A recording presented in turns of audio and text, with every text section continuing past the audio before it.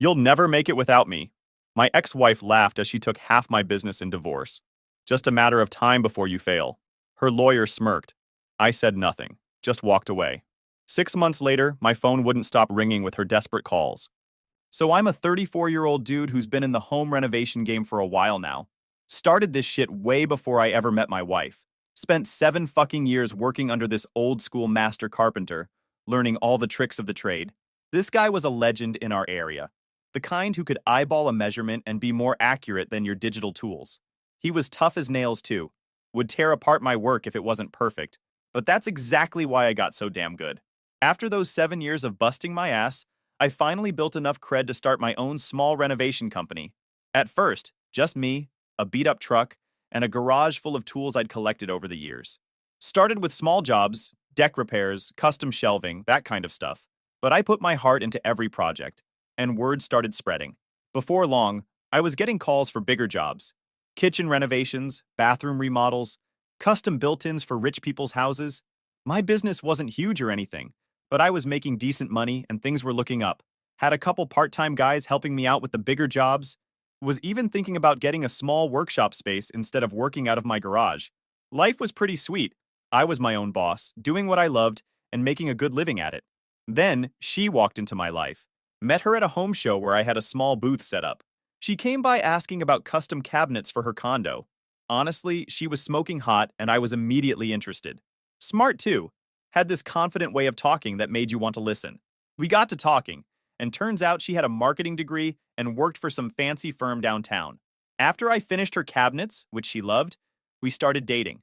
That's when she wouldn't shut up about all these amazing ideas. She had to scale up my humble operation. Her words, not mine.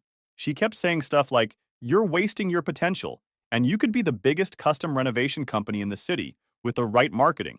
After we dated for a bit, she convinced me to let her handle all the business crap while I focused on what I'm actually good at, building badass custom kitchens and bathrooms. At first, it was just helping part-time with paperwork and scheduling, but soon she quit her job to work full-time for my business. She redesigned the logo, built a fancy website, and started running social media campaigns. Like an idiot, I put her name on the business when we got married a year later. I mean, we were partners in life, so why not in business too, right? Fucking mistake number one. Looking back, I should have seen the red flags. She was always talking about our future in terms of money and status, not happiness or building a life together, but I was head over heels, and honestly, it felt good having someone believe in my skills so much. We moved into a bigger house, I hired full-time guys, and we rebranded with an upscale-sounding name to attract high-end clients. The money was good, so I went along with it. The first couple years of marriage were decent. We worked hard during the week, went out on weekends, took a couple nice vacations.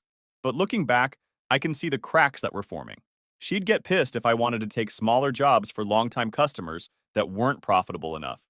Started pushing me to work faster, take on more projects. Quality was becoming less important than quantity, which went against everything I believed in. She started hanging out with this crowd from the country club, where a lot of our new clients were members. I wasn't really comfortable there. Bunch of pretentious assholes who treated contractors like the help, but she fit right in. By year 3 of our marriage, we were technically successful. Had a team of 7 guys working for me, a portfolio of high-end projects, and more business than we could handle. But I was working 70-hour weeks, stressing about deadlines, and spending less time actually doing the detailed carpentry work I loved. Instead, I was managing workers and putting out fires because we were stretched too thin.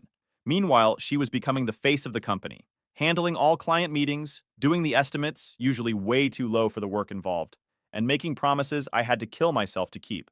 I started to feel like an employee in my own company. When I'd raise concerns about taking on too much work or compromising on quality, she'd dismiss me. "This is how you grow a real business," she'd say. "You need to think bigger." I still remember the day I realized things were really going sideways. One of my oldest clients, a retired teacher I'd built a deck for when I first started out, called asking if I could build a custom bookcase for his home office. Nothing fancy, but he was on a fixed income. I told him I'd do it at cost, because he'd referred so many people to me over the years. When my wife found out, she lost her shit. Called me an idiot for working for free. Said we weren't a charity. That's when it hit me. We weren't on the same page anymore. For her, the business was about status and money. For me, it had always been about the craftsmanship and relationships. But by then, we were so entangled. financially, legally, personally, that I couldn't see a way out. So I kept my head down and focused on the work, trying to maintain my standards while meeting her expectations. And I gotta admit, business got better with her running the show, and we started making more money. With her handling clients, I focused on my craft. We took on bigger projects like a custom library and a mansion, work I'd always dreamed of. Our company Instagram was blowing up with before and after pics, and we even got featured in some local home magazine. On paper, everything looked fucking awesome. We moved into an even nicer house in one of those neighborhoods with an HOA. Hate those, but whatever. She got a fancy new SUV, I upgraded my work trucks, and we were saving a decent amount too. The business account was healthier than it had ever been. I was working my ass off, 80-hour weeks. But with back-to-back jobs, quality slipped, and it ate at me. I'd stay after hours fixing mistakes because my name was on that business, and I refused to deliver subpar work. Meanwhile, my wife was spending more and more time networking with clients. She'd come home late from business dinners, always dressed to the nines and smelling like expensive perfume. We started fighting more about the business, about money, about the direction things were heading. When I tried to talk to her about it, she'd say I was being insecure and that all this socializing was necessary for the business. Like a dumbass, I believed her. I mean, our client list was growing, and these were the kind of high-end customers who could afford to pay top dollar for custom work. So I kept my mouth shut and focused on the jobs, trying to maintain my standards while keeping up with her increasingly demanding schedule. There was this one client in particular, some hotshot real estate developer with fuck you money. Let's call him Rich Prick. He'd bought this massive house on the lake and wanted a complete renovation. Custom everything, money no object. The kind of dream project that comes along once in a career. My wife was especially eager to land this contract, saying it could lead to developing entire communities if we impressed him. We got the job, and suddenly my wife was spending tons of time with this guy. Site visits, material selections, progress meetings. I was too busy managing the actual work to pay much attention. The job was complex as hell. Custom kitchen with imported materials, handcrafted built-ins throughout the house, a wine cellar with this intricate racking system I designed myself. It was actually pretty awesome work, and despite the insane timeline, I was proud of what we were creating. Rich Prick was always hanging around the job site when I was there, asking questions, watching me work, making suggestions that would have ruined the design if I'd actually followed them. I just chalked it up to him being one of those clients who wants to micromanage everything. Annoying, but not unusual with these types. What did seem weird was how he and my wife would sometimes disappear for material consultations that took hours. Then one day, she rushes out for some emergency client meeting in the middle of dinner, claiming Rich Prick was having an issue with the master bathroom design that couldn't wait until morning. She was so frazzled, she left her tablet on the kitchen counter. I wasn't snooping or anything, I swear, but a message notification popped up on the screen as I was loading the dishwasher. From Rich Prick himself. And holy shit, it wasn't about bathroom tiles. I still remember every fucking word of that message. Explicit shit about their afternoon together at his lake house guest cottage and plans for their next hookup. How he couldn't wait to taste her again. How she was so much more exciting than his boring wife. I felt like I'd been kicked in the chest by a fucking horse. At first, I thought maybe I was misunderstanding something. Maybe it was some kind of joke or mix-up. I picked up the tablet and scrolled through their message history. Yeah, she'd been fucking this dude for months. Right under my nose while I was busting my ass building this asshole his dream fucking house. There were messages going back at least 6 months, with pictures I wish I could unsee. I stayed up all night just sitting at the kitchen table with that tablet, reading through their conversations. They talked shit about me too. How I was so clueless, so focused on getting the wood grain just right that I had no idea what was happening. How I was a skilled craftsman, but had no vision for the bigger picture. How she deserved someone who could give her the lifestyle she wanted. When she came home around 2 a.m., I was still sitting there with the tablet. She saw me, saw what I was looking at, and her face just changed. Not embarrassed or ashamed, just cold and calculating, like she was already figuring out her next move. When I confronted her, she didn't even try to lie about it, just looked me dead in the eyes and said, "He can give me what you can't. A real lifestyle, not just sawdust and mortgage payments." That shit cut deep, man. I'd given everything to our marriage and the business, worked myself to the bone building something I thought we both believed in. And all along, she'd been sleeping with a client, making plans to leave me once she squeezed everything she could out of my skills and reputation. I asked her if she ever actually loved me, or if I was just a stepping stone to the kind of lifestyle she wanted. She just shrugged and said, "Does it matter now?" That night, I packed a bag and went to stay at my buddy's place. Couldn't stand to be in the same house as her. Called my lawyer the next morning and told him to start divorce proceedings immediately. I was done. But what really fucked me up wasn't even the cheating, as painful as that was. It was realizing that the business I'd built from nothing, the reputation I'd spent years establishing, was just a means to an end for her. Something she could use to network her way into the social circles she wanted to be part of. And now that she had her foot in the door with Rich Prick, she didn't need me anymore. For a couple weeks, I was a complete wreck, sleeping on my buddy's couch, not showing up to job sites. But it didn't take long for me to snap out of it. Screw her and everything she did. She had no idea what she lost. I pulled myself together enough to meet with my lawyer and figure out my next steps. That's when I realized just how deep in trouble I really was. Turns out, she'd been planning this for a while, my lawyer told me. Setting things up so she'd come out of our divorce with as much as possible. Turns out putting her name on the business was just the beginning of my mistakes. She'd been positioning herself as the brains behind our success, making sure clients saw her as their primary contact, keeping detailed records of every improvement she'd made to my struggling little operation. I'd been so focused on the work itself, on maintaining my standards and reputation, that I hadn't noticed how systematically she'd been setting me up to fall. And now I was facing the fight of my life just to keep what was rightfully mine. The divorce was a total shit show from day one. I thought having clear evidence of her cheating would make things straightforward. Boy, was I fucking wrong. Turns out, in our state, infidelity doesn't mean jack shit when it comes to dividing assets. The judge couldn't care less that she was banging our biggest client. All they cared about was who contributed what to the marital property, which included my business. My lawyer warned me right off the bat that things weren't looking great. "She's been setting this up for a while," he told me after reviewing our financials. "All those client contracts are in both your names. The business account has both signatures. She's got records of all the marketing strategies she implemented and revenue increases that followed. On paper, it looks like she took your small operation and turned it into a successful company." I tried to explain that clients came to us because of my craftsmanship, my reputation for quality work, my years of experience. The fancy website and social media bullshit just got us noticed. The actual skills that earned us those contracts were all mine. But apparently, courts don't see it that way. Her lawyer was this slick asshole in a suit that probably cost more than my first truck. The kind of guy who looks down his nose at manual laborers like me. From our first meeting, he treated me like I was some clueless idiot who got lucky, while my ex was the business genius who deserved the credit for our success. They came in with a fucking PowerPoint presentation showing revenue before and after she joined the business.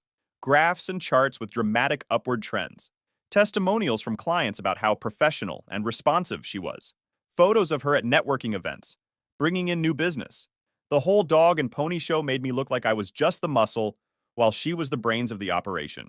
When my lawyer presented evidence of how I'd built the business from nothing before she came along, her lawyer simply argued that it was a small-scale operation until her strategic vision transformed it into a legitimate enterprise. He even had the balls to suggest that without her marketing expertise, I'd still be working out of a garage doing odd jobs for neighbors. Meanwhile, she played her part perfectly, dressed conservatively, spoke professionally, presented herself as this hardworking business partner who was blindsided by my emotional reaction to her indiscretion, made it sound like the cheating was a one-time mistake that I was blowing out of proportion to punish her professionally. The worst part was watching clients I'd worked with for years testify on her behalf. People whose homes I'd poured my sweat into, creating custom pieces they claimed to love, now saying things like, "Oh, we always dealt with her directly. She was so helpful in guiding our design choices." Like I was just some interchangeable worker bee following orders, not the skilled craftsman who actually made their visions reality. Our business books didn't help my case either. She'd been smart, making sure every email to clients came from her. Every invoice had her signature. Every contract listed her as the primary contact. On paper, it looked like she handled everything important while I just swung a hammer. After weeks of back and forth, my lawyer pulled me aside after a particularly rough day in court. "Look, I need to be honest with you. This isn't going well. She's positioned herself as the client relationship manager, the business developer, the brand builder. Fighting will drain your resources with uncertain results. My recommendation is to settle." Settle? And give her half my fucking business? I couldn't believe what I was hearing. "Half is better than nothing," he said grimly. "And right now, nothing is a real possibility. The judge is buying her narrative. If we keep fighting, You could end up with mounting legal fees and lose majority control of the company. So, against every instinct screaming in my head, I agreed to settle. The terms were brutal. She got 50% ownership of my business that I started before I even knew she existed. The business I'd built with my own two hands, client by client, project by project. Now she owned half of it, despite contributing nothing to its foundation. The day we finalized everything in court was one of the worst of my life. Sitting there, signing away half of everything I'd worked for, while she sat across from me with this smug look of satisfaction. I wanted to flip the table and tell the judge exactly what kind of manipulative, gold-digging snake she really was. But I kept my cool. Barely. As we walked out of the courtroom, she couldn't help herself. She had to get in one last dig. "You'll never make it without me," she said, laughing, just loud enough for me to hear. Her lawyer nodded like the yes man he was, adding, "Just a matter of time before you fail." I said nothing, just walked away. But inside, I was already planning my next move. They thought they'd won. They thought they'd broken me. What they didn't know was that I'm not the kind of guy who gives up easily, especially when it comes to business. Those first few weeks after the divorce were rough, not gonna lie. I was living in a small apartment, sleeping on a mattress on the floor because she got to keep most of our furniture. I'd go to the workshop every day, trying to focus on the projects we still had ongoing. But it was hard with her constantly hovering, checking in, questioning my decisions about materials and techniques I'd been mastering since before she could tell a jigsaw from a circular saw. The guys on my crew could tell something was off. They'd worked with me for years, knew my standards and methods. Now suddenly there was this tension, this awkward dynamic where she was acting like the boss, countermanding my instructions, rushing timelines. A couple of them pulled me aside to ask what the hell was going on. I just told them the business was restructuring and to bear with me. What really stung was seeing her parading around with Rich Prick at client events, now not even trying to hide their relationship. They'd show up together to check on the progress of his house renovation, which I was still working on, because professional pride wouldn't let me abandon a project midway, even for that asshole. They'd whisper and laugh while I was installing cabinets or trimming outdoors. The disrespect was unreal. One day, I overheard him asking her when she was going to get rid of the carpenter so they could take the business to the next level. That's when it clicked. They weren't just planning to push me out of my own company. They were planning to transform it into something completely different. Something with his money behind it, her face on it, and none of my craftsmanship or values involved. That night I sat in my crappy apartment, weighing my options. Fighting in court? Pointless. Buying her out? Not happening. Walking away? Hell no. This was my business, my reputation, my work. I wasn't letting her take that too. Then it hit me. I didn't need to fight for control. I just had to let her crash and burn while I built something better. Something that was mine, and definitely no Rich Prick's money. I couldn't compete directly. The divorce settlement had specific language about that. But there were other ways to use my skills, other services I could offer that wouldn't technically violate our agreement. I just had to be careful, methodical, and patient. As I started sketching out my plan, I felt something I hadn't felt since before the divorce. Hope. And underneath that hope, a grim satisfaction at the thought of what was coming. She thought she'd won everything. She had no idea what was about to hit her. That night, I slept soundly that night, dreaming of the look on her face when she realized she'd taken half of a business she was about to run into the ground, while I built something new and better right under her nose. Then a week after the divorce was finalized, she calls me up acting all businesslike, saying we need to have a strategy meeting to discuss the company's future, like we're just normal business partners or something. Tells me to come to Rich Prick's fancy-ass penthouse downtown for this meeting. Yeah, the same client she'd been banging behind my back. The fucking audacity of these people, I swear. I considered telling her to go fuck herself, but my lawyer advised me to play nice for now. Don't give her ammunition to claim you're not fulfilling your obligations to the business, he warned. So I put on my least shitty clothes and drove my work truck to this luxury high-rise, feeling completely out of place among all the BMWs and Mercedes in the parking garage. The penthouse was exactly what you'd expect. Floor-to-ceiling windows with a view of the whole city. Modern art that probably cost more than my annual salary. Furniture that looked expensive but uncomfortable as hell. She answered the door wearing designer clothes I'd never seen before. Hair and makeup perfect, like she was heading to a photo shoot instead of a business meeting. Fucking gold digger. Rich Prick lounged on the couch, barely acknowledging me with a dismissive nod, like I was the help, while I realized he'd been hanging around my job site under the pretense of admiring my work, all while scoping out my wife. She had a full-on presentation, printouts, a whiteboard, the whole deal, laying out her vision for the company. I'd handle all the renovation work and crew management, while she took over client communication, marketing, and finances. We'd split profits after her 15% management fee. Oh, and I'd need to drop everything for her priority clients, aka Rich Prick and his rich buddies, no matter my schedule. These premium clients expect white glove service, she said, like I was too dumb to understand customer service. She did that on purpose, that fake condescending tone that always pissed me off. They need to feel like our top priority, even if it means adjusting other projects. Translation? Her new boyfriend's friends cut the line while our loyal clients get screwed. Meanwhile, Rich Prick sat across the room, grinning like an idiot, tossing in lines like, "Quality craftsmen are hard to find, but good business leadership is what separates success from mediocrity." AKA, I was just the hands, and she was the genius. I sat there quietly, letting them lay out this whole plan for my company. They had projections for expanding into multiple cities, hiring teams of carpenters who would work under my supervision, but never interact directly with clients, and eventually opening a showroom in the fancy part of town. Rich Prick mentioned he had investment capital ready to help scale the business, in exchange for a percentage, of course. They'd already picked out a new company name, new logo, new everything, completely erasing any trace of the business I'd built from the ground up. It was clear they'd been planning this takeover for months, probably while she was still pretending to be my loving wife. When they finally finished their little presentation, they both looked at me expectantly, like I should be grateful for this opportunity, like they were doing me a favor by letting me continue working in my own fucking company. "I'll have my attorney review any new policies," I said, keeping my cool despite wanting to flip their fancy glass coffee table. Her face got all hard, that fake smile disappearing in an instant. "Don't make this difficult. You need me, remember? Without my client relationships, you're just a guy with tools in a garage." That night, driving home to my empty apartment, I made my decision. I wasn't going to fight her in court again. That was a losing battle with her smooth-talking lawyer and stack of misleading evidence. I wasn't going to sabotage the business either. Too many good guys on my crew depended on those paychecks. No, I was going to outsmart her ass by building something she couldn't touch, right under her nose. So the next morning, I personally called every single client we'd ever had.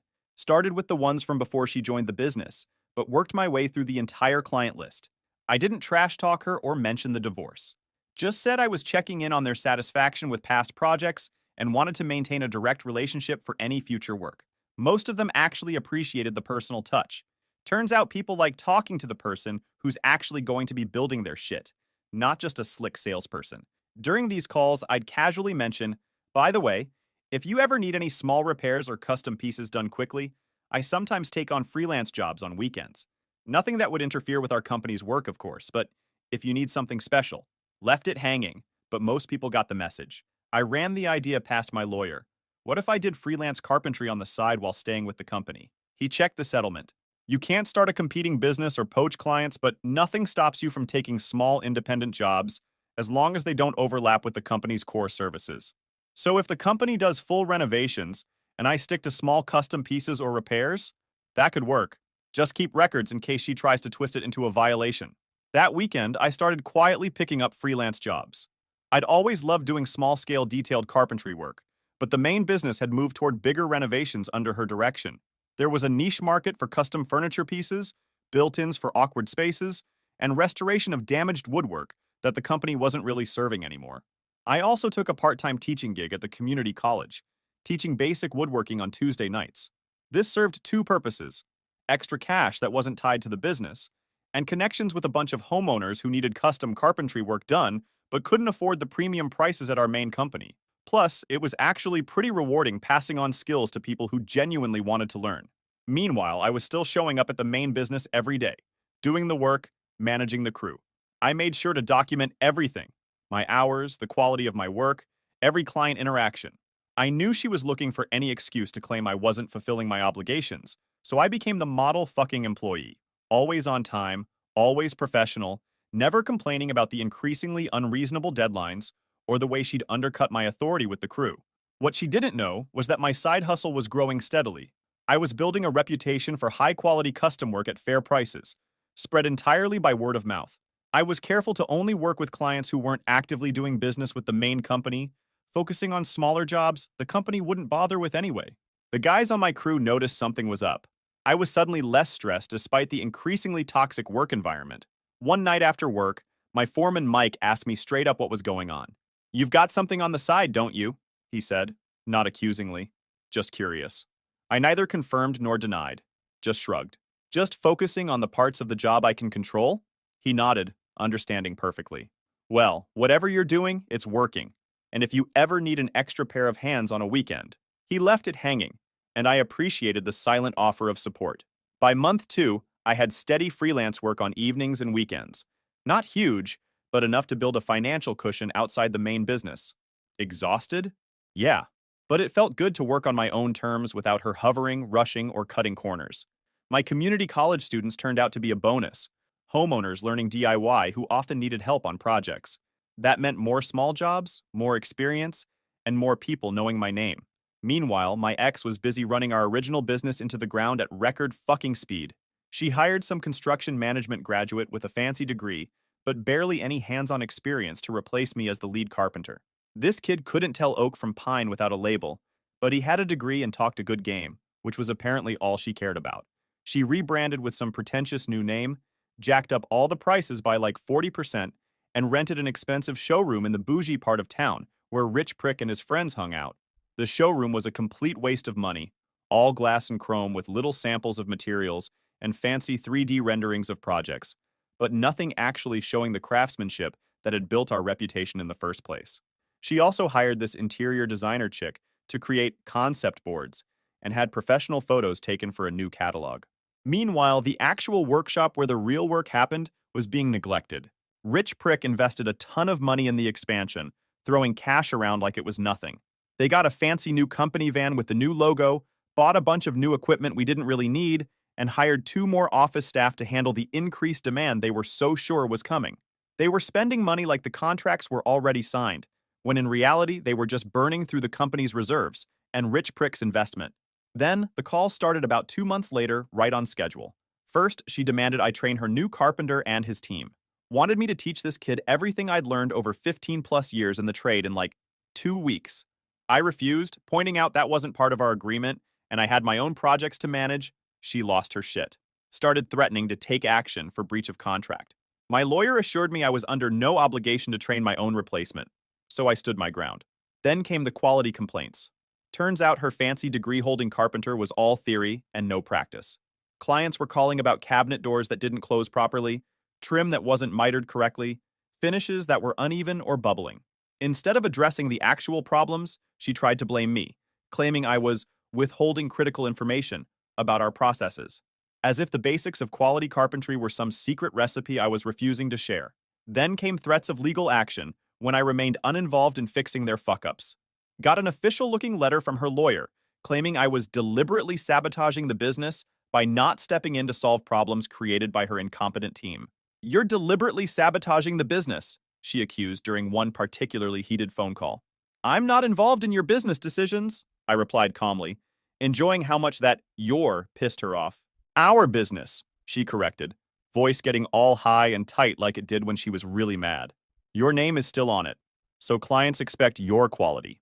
"Then perhaps you shouldn't have pushed me out," I said, hanging up before she could respond. Problems started piling up fast after that. Her team of inexperienced carpenters couldn't match my quality, no matter how many YouTube tutorials they watched. Clients were bitching about shoddy workmanship, cabinets that weren't square, doors that stuck, drawers that didn't slide properly, all the little details that separate professional work from amateur hour. They'd also expanded too quickly without the skilled labor to fulfill projects. She'd signed contracts for 3 major renovations, all scheduled to run simultaneously, not understanding that you can't just throw bodies at skilled carpentry work and expect quality results. They were missing deadlines left and right, which meant penalty clauses were kicking in, eating into their already thin margins. My sister, who shared some social connections with my ex, was my spy on the inside. She'd report back after country club events or charity fundraisers where my ex and her crowd hung out. "She's telling everyone you're being difficult and sabotaging the business," my sister told me over beers one night. "But her friends have seen the new work. They know it's not the same quality."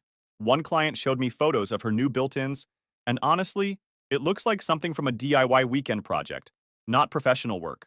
That made me feel slightly better, knowing that people could see the difference. My reputation for quality hadn't been completely destroyed by association with her shoddy operation. Meanwhile, my freelance work was growing steadily, completely under her radar. I partnered with local interior designers who appreciated my attention to detail, worked with real estate agents staging high-end homes for sale, and built a reputation for quality and reliability, all while still technically showing up at the main business just enough to keep her off my back legally. 4 months after the divorce, I got an unexpected text from my ex's mother. We'd always gotten along well. She was a practical, no-nonsense woman who I suspected had seen through her daughter's bullshit long before I did. She'd been disappointed in her daughter's behavior during the divorce, but had stayed mostly neutral. "She's running the business into the ground," the text read. "3 negative reviews online this month, and they're having cash flow problems. Thought you should know." I appreciated the intel, but wasn't surprised.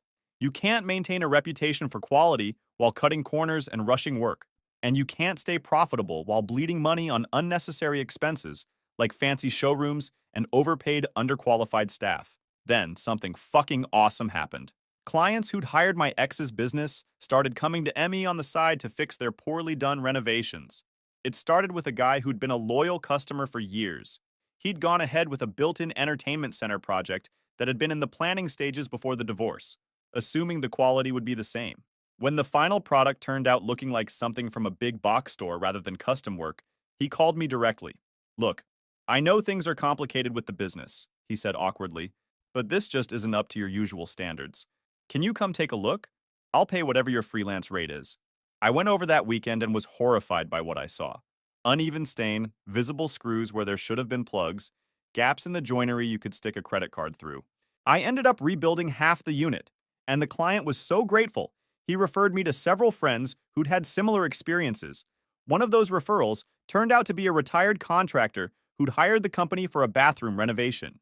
He became particularly valuable after I fixed his botched tile work and shower installation. He could immediately see the difference in quality and craftsmanship, and he knew exactly who to blame for the shoddy original work. He referred me to several colleagues, and each time I showed up to fix something her team had screwed up, my reputation grew while hers crumbled. 5 months post-divorce, my ex's lawyer called mine. "My client would like to discuss a buyout. She's willing to sell her share of the original business." This was the first sign that she was desperate. The business must be failing even faster than I'd anticipated if she was already looking for an exit strategy. But I wasn't about to make it easy for her. My lawyer asked for the terms, and when he called me back with them, I actually laughed out loud. She wanted twice the business's current value, as if it hadn't tanked under her management. Wanted me to take over all outstanding debts, which my lawyer estimated were substantial, and sign a non-compete preventing me from working with any of her clients for 5 years, which would kill my growing freelance business. "Tell them I decline," I told my lawyer, "but keep the door open for future negotiations." I knew things would only get worse for her, and I could afford to wait. 2 weeks later, everything crashed. The company missed payroll, half the crew quit, projects stalled, clients threatened lawsuits, and suppliers demanded payment. Rich Prick, once eager to invest, suddenly backed off when real money was needed. Turns out, impressing my ex was fun, but his accountant wasn't about to fund a sinking ship. I just kept growing my freelance work, documenting every failure. She'd come crawling back eventually. I just had to be ready. Call it petty, call it karma. She tried to steal what I built without understanding the craft behind it. Now, she was learning the hard way. You can't fake quality, and you can't run a business on bullshit. And the best part of it all is that I hadn't broken a single rule. I still showed up for work, still met my legal obligations, just biding my time while her empire crumbled. Then one day she showed up at a job site unannounced, all done up in designer clothes and perfect makeup. But she looked tired and stressed as fuck. "We need to talk. The business is struggling." "I'm aware," I replied, continuing my work. "You need to be more involved. Clients are asking for you specifically. I show up when scheduled. The rest isn't my problem." "This is ridiculous," she snapped. "You're being petty. We both know you're just doing this to get back at me. I'm doing this because you took half of something I built and then expected me to work for you. What exactly did you think would happen?" She left in tears that night. My phone wouldn't stop blowing up with her calls, which I ignored. The next day, Rich Prick called, wanting to talk like men. I didn't want to see his face. I mean, who is he anyway? But I went out of curiosity. When we met, he slid a folder across the table containing a new buyout proposal, this time at fair market value, which was way less than what the business had been worth before the divorce. "Why would I buy back half of a struggling business?" I asked. He looked surprised. "Because it's your legacy. Your name. My craftsmanship is my legacy, not some failing company." He leaned forward, dropping the act. Listen, she's impossible to deal with. The business is losing money like crazy. Clients are leaving. And she blames everyone but herself. I can't keep funding this. That sounds like a problem between you and your partner, I said, standing up. I'm not interested in the buyout. Soon I found out she'd been trying to catch me doing side jobs, claiming I was illegally competing with our joint business. One homeowner who'd hired me to build custom built-ins was upset after receiving an aggressive call. She said I could be pulled into a lawsuit for hiring you, she told me worriedly. That was the last fucking straw. I had my attorney send a cease and desist letter. She actually filed a lawsuit claiming I'd violated our partnership by doing freelance work. My attorney was prepared with documentation showing my freelance carpentry was within my rights, testimonials from clients who'd come to me to fix her shoddy work, and evidence of her mismanagement. The judge dismissed her case quickly and ordered her to pay my legal fees. A couple months after the divorce, exactly as I predicted, the business collapsed completely. They couldn't pay their bills. The carpenters quit after not being paid, and multiple clients had lawsuits pending over unfinished or defective renovations. My ex and rich prick broke up amid mutual blame about whose fault the failure was. He withdrew his financial support, leaving her with a mountain of business debt. The expensive showroom stood empty with eviction notices posted. The day after I heard the news, she appeared at my door. Please, she begged, eyes red from crying. I've lost everything. The business, my relationship, my condo. I need help. I looked at her for a long moment. You were right about one thing, I finally said. I couldn't make it without you. I made it much better. I closed the door and went back to work. She had to declare bankruptcy, both for the business and personally, since she'd guaranteed several loans. A year after the divorce, my freelance work had grown into a full-time operation. I don't have a fancy showroom or a marketing team, just me, my skills, and a reputation for honest, quality work that spreads by word of mouth. I hired 2 full-time apprentices from my community college class who showed real talent. That's also where I met my current girlfriend. She was taking the woodworking class as a hobby. Turns out she's an accountant by day who loves DIY projects. We hit it off immediately when she asked a million questions about proper joinery techniques. Unlike my ex, she appreciates craftsmanship and the value of doing things right. We've been together 8 months now and just found out we're expecting our first kid. Fucking wild, man. Never thought I'd get another shot at the family thing, but here we are. She's already talking about how our kid is going to have the coolest handmade crib in town. Last I heard, my ex moved to another state trying to escape her reputation. She's working as a sales associate at a high-end home improvement store, ironically selling mass-produced cabinets that merely imitate the craftsmanship she once had access to. Sometimes I think about what she said in the courtroom that day. You'll never make it without me. She was absolutely wrong. I didn't just make it. I rebuilt something better right under her nose. Something authentic, built on craftsmanship and integrity, rather than appearances and bullshit promises. As for her empire built on lies and shortcuts, it crumbled just as fast as it rose, proving what I'd always believed. There are no shortcuts to quality and no substitute for integrity. Edit. To answer some questions. Yes, this is 100% true. No, I'm not going to share my freelance business info. Don't want to dox myself. And yes, I'm much happier now with my pregnant girlfriend without that toxic relationship dragging me down.